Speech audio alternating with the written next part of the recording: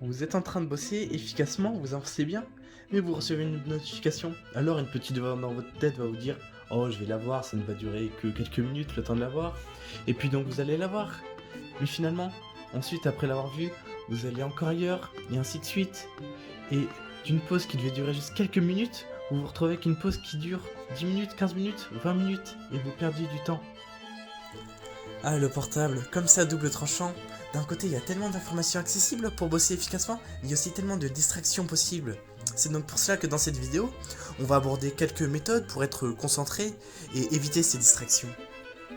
Le but final de cette vidéo étant de voir comment travailler efficacement. Pour travailler efficacement, il n'y a pas de secret. Il faut être dans un état de concentration. Mais rassurons-nous tout de suite, on a tous déjà été dans un état de concentration. Néanmoins, il ne faut pas chercher sans cesse à être à nouveau dans cet état. Si on se dit faut que j'y sois, on va y penser sans cesse, ça va hanter notre cerveau et on va être distrait par ça. C'est comme avoir un portable à côté de soi, ça va nous distraire. Il ne faut pas se dire faut que j'y sois. Mais que faut-il se dire alors? Eh bien rien en fait, ça se fait naturellement. Une expérience scientifique a d'ailleurs été réalisée, prenant 3 groupes d'individus. Le premier groupe d'individus posait leur portable dans une pièce, puis allait dans une autre. Ceux du second groupe posaient leur portable dans leur sac, à côté d'eux. Et le troisième groupe posait leur portable sur leur bureau. On a alors fait passer des tests de raisonnement et de logique à chacun des groupes. Ce qui ressort comme résultat de l'étude, c'est que les individus du groupe avec leur portable le plus loin ont le mieux réussi les tests. Ceux avec le portable dans leur sac moyennement, et ceux avec le portable sur leur bureau ont le moins bien réussi. Ce qui prouve que le portable nous déconcentre.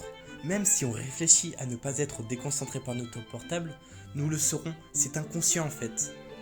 La seule option que nous avons, c'est de mettre notre portable loin de nous, en silencieux, et ça marche bien. Enfin, pour ce qui est de ne pas être déconcentré, en ayant sans cesse des idées qui tournent dans notre tête, eh bien on peut faire de la respiration. On inspire, on expire, ou encore des étirements, ça permettra de chasser ces idées de notre tête et ainsi d'être plus facilement concentré. L'autre point important après, ça va être les pauses. Quand on sent qu'on en a marre de travailler, ou bien qu'on n'est plus efficace, il faut faire une pause. Il ne faut pas se dire « Ah bah mince, je vais pas travailler, je vais perdre du temps ». Non, au contraire, c'est du temps de gagner si on est plus efficace après. Donc pour faire une pause, eh bien on fait ce qui nous plaît, vraiment. Du sport, du smartphone. Juste pour le smartphone, il y a une application qui nous indique le nombre de temps que l'on passe sur notre portable, le nombre de fois qu'on le déverrouille, que l'on ouvre les applications, etc. C'est bien détaillé. Aussi, il y a une fonction timer, c'est-à-dire, par exemple, sur Facebook, on dit je ne veux pas y passer plus de 10 minutes, et au bout de 10 minutes, ça nous mettra une notification au final. Donc cette application est pas mal pour ça. Et en fait, on se rend compte qu'on passe facilement 4 heures, voire 5 heures sur son portable. Et tout ce temps-là, eh bien, on peut le passer à autre chose, comme à travailler par exemple. Pour résumer cette vidéo, la concentration vient toute seule, il ne faut pas chercher à être concentré, au contraire, cela nous déconcentre.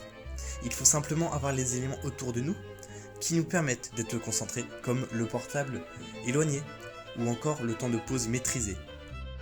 Petit point motivation pour terminer cette vidéo, n'oubliez jamais que la chute n'est pas un échec, mais c'est une invitation à recommencer. Avec persévérance, on arrive toujours au bout de ses rêves.